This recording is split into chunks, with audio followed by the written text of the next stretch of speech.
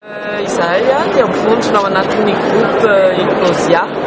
Misy orinasa maromaro ECM, LFL, Avitec ary Farmshop.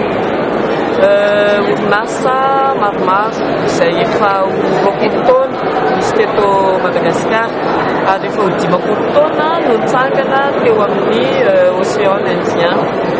Ina moa le ECM, entreprise céréalière de Madagascar, izay mitahiry ny vokatra akora fototra ampiasaina amin'ny fanamboarana sakafo biby.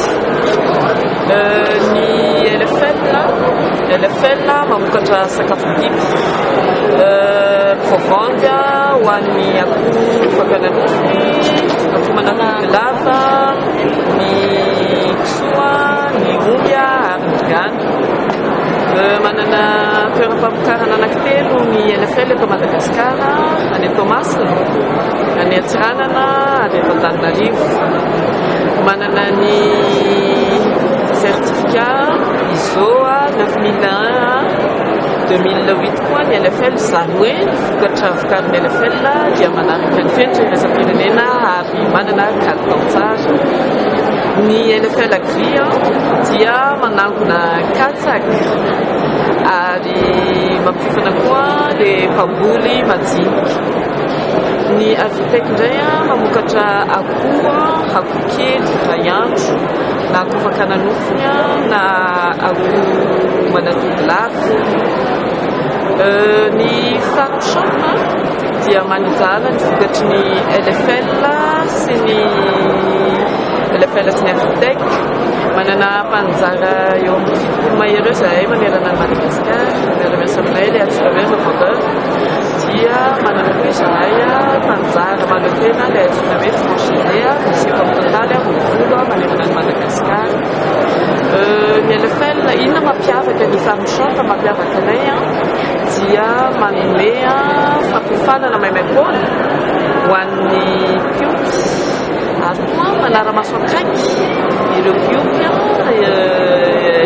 mba hatonga azy anaraka an'izay fenitra takina amin'ny resaka filipina izay. Ny vinavinana asa misy ny atao hoe aviscool izay fampifanana ho an'ny tanora any amin'ny ferme tombotsoa any Antsirabe misy azy io. Rehefa mivoaka ao ilay olona dia mivoaka ho technicien supérieur spécialisé en élevage na technicien d'élevage. Izany hoe fampifanana momba ny filipina akoho zany tena atao amin'izy io. Ny vinavinana asa anankiray koa dia ny RSE, izany hoe responsabilité sociétale et environnementale, izay nampitondrainay hoe poulailler pour tous. Izy io dia fanokanana vondron'olona izay omenay akoho maimaimpoana sy provandy maimaimpoana mba hanana an'izay traikefa sy anampy azy hampitombo ny fotom-pivelomany ilay olona. Izay zany momba ny vondrona Eclosia.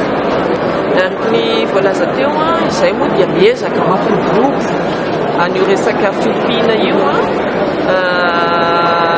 satria rehefa dinihana sy jerena mbola maro ny pioky izay tsy manaraka ny fenitra ary betsaka ny pioky eto Madagasikara efa sainga. Izay le mahatonga nay hoety satria miezaka mampita an'izay traikefa izay mba hanarahany ireo pioky ireo an'izay fenitra takina amin'ny filipina izay. Fa ny tsena dia mbola malalaka ny